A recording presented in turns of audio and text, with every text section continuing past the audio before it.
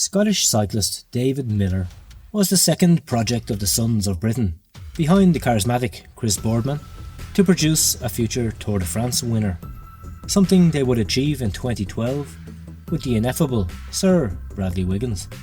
But in 2003, when Millar took the big leap forward by winning gold in the time trial at the World Championships in Hamilton, he ended up testing positive for EPO in the anti-doping controls.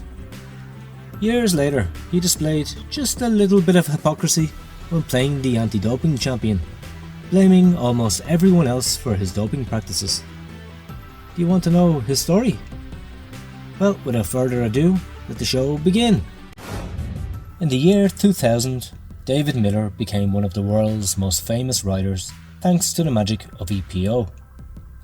Young, attractive, and with the typical British egomaniacal character, he won the 16-kilometre prologue of the Tour de France ahead of Lance Armstrong himself, and 14 seconds ahead of legends such as Jan Ullrich. That yellow jersey, as the first leader for the United Kingdom riding for a French team, helped the entire Tour de France to rally around him as a new champion of clean cycling, and he quickly became a superstar in Biarritz, a beautiful coastal town in the south of France and a paradise for millionaires like him. His status continued to grow with several Grand Tour stage victories, including 2 in the 2001 Vuelta a España and 2 in the Tour de France, until the year of his breakthrough, 2003. In that magical year, Millar went from being a time trialist to an all-rounder, able to ride the mountains with the best in the Dauphiné, where he finished third behind 2 radioactive animals, Lance Armstrong and Iban Mayo. But he decided to save some fireworks for the Tour de France, as it would be too much for a guy with his characteristics to suddenly climb with the best, like Bradley Wiggins did in 2009 for example. He just let himself go in the mountains, and in the last time trial, the one in Nantes, where Jan Ullrich lost the Tour de France in a downpour, he beat real monsters at the time, like Tyler Hamilton and Lance Armstrong himself. Still, his excellent triumph was only the beginning of an epic 2003 for our favourite British hipster. At the Vuelta a España, he rode as leader of Cofidis, with the aim of winning individual victories and testing himself for the World Time Trial Championship. Unfortunately for him, in the time trials he could not pick up any triumph. An ephemeral being of light, called Isidro Nozal, was more Pluto than ever, and crushed the rest of his rivals in 2 flat time trials, in which he practically sentenced that peculiar Vuelta. But with just a few days to go, a David Millar dyed platinum blonde to mask the EPO coursing through his veins, decided to attack in the mountains, specifically in the Alto de San Jeronimo second category climb, to stun the other competitors, amongst whom were Oscar Sevilla, Roberto Heras and Michael Rasmussen.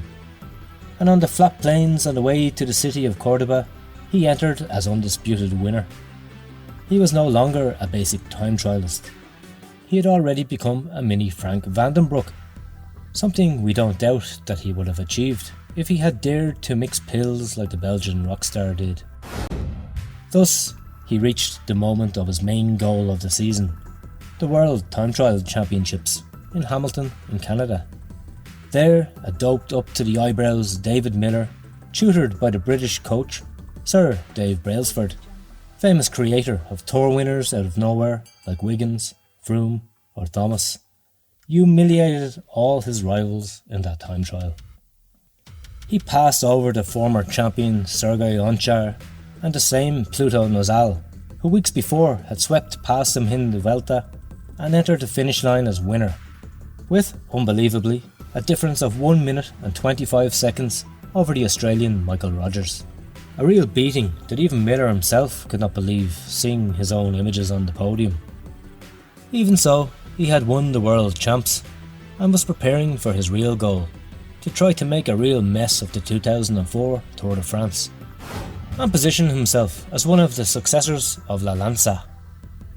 He started the season much weaker, but with an ad hoc preparation.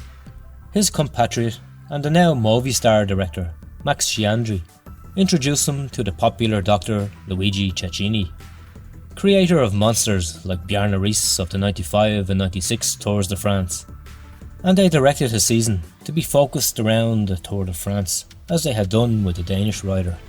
But just then, life changed for David Millar. His teammate, Philippe Gaumont, one of the biggest dopers of all time, confessed at the Cofidis trial that David Millar had asked him for one of his vials of EPO to win that rainy time trial at the previous season's Tour de France. At the same time, it was revealed that the Scotsman had tested positive for EPO in the World Championships that he had won. All his joy had disappeared down the toilet like a discarded vial. In just a few days, he had lost everything that he had worked so hard to achieve. But David Millar, at the time, behaved like a true gentleman. He admitted the truth behind Gaumont's accusations and told how, when and where he doped at Cofidis between 2000 and 2003. He confirmed to us all that he took EPO continuously to try to win all the races in which he had participated in, and that Dr. Lossa, Dr. Voscatel Euskadi, was the one who prescribed him those rich syringes to win the Worlds. For that confession, he was stripped of his gold in the World Champs and was dealt with a 2-year ban.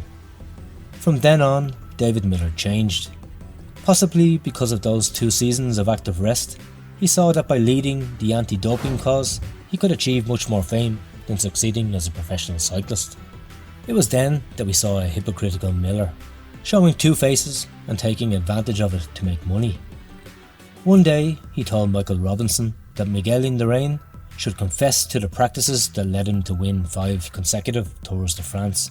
Another day, he told Carlos Arribas that the blame for his doping was on the journalists themselves for not having investigated enough and not proving that almost all elite cyclists doped, before going on to win a time trial in the Giro d'Italia and finished second behind Cancellara in another World Cycling Championships while enrolled in the team of Jonathan Vaughters, former teammate of Armstrong in the US Postal Squad.